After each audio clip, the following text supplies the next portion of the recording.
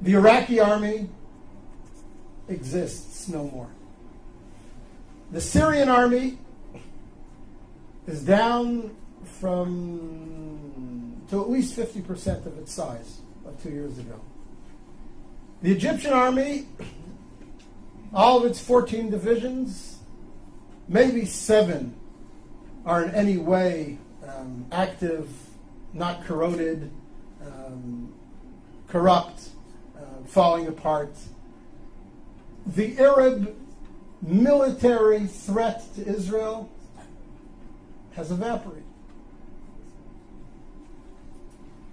Arab societies, as you all know, from Libya and Tunisia through Egypt to Syria, and it'll yet, unfortunately, come to Jordan, are so convulsed with internal conflict that for the next 2 to 3 to 4 decades, they're going to be racked by such internal tensions and such internal economic disparities and needs that their ability to mount a coordinated offensive against Israel in the conventional military sense is simply gone. It's gone. It's gone.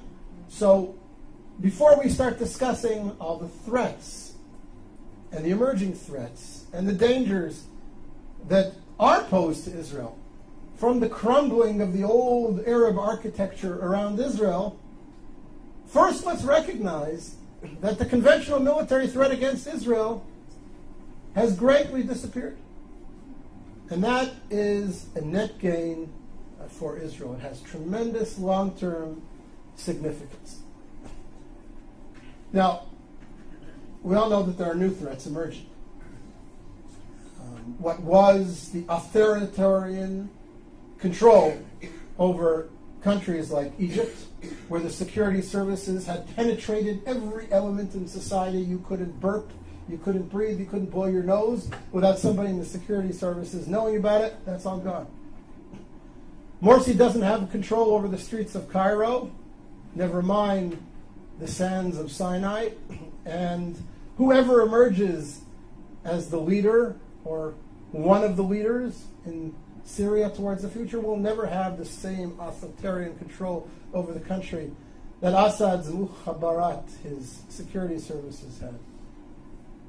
So that creates potential for great conflict. We all know about the threat of weapon stocks, missiles spreading all over, new weapon systems coming into the region, whether it be from Iran or from Russia.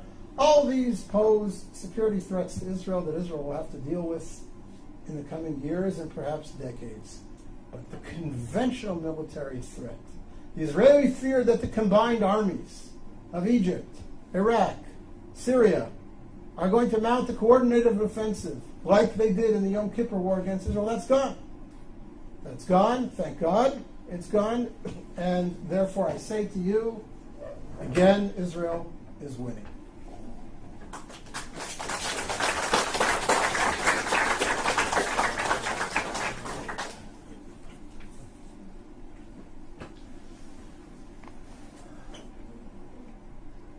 Point number 9, in grand historical terms, of course Israel is winning. Look at the society that's been created in Israel.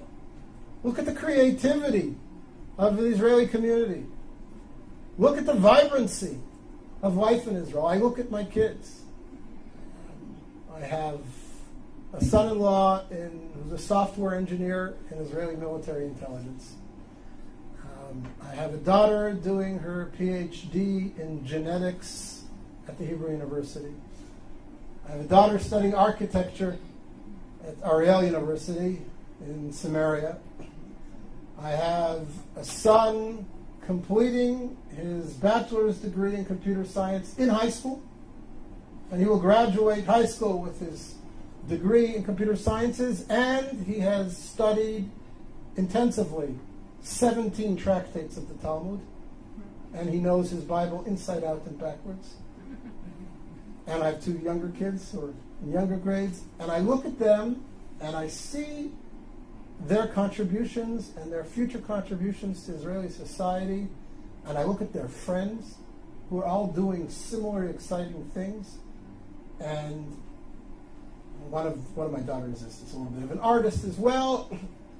And you look at this and you say, what a wonderful youth we have. What a powerful country we have.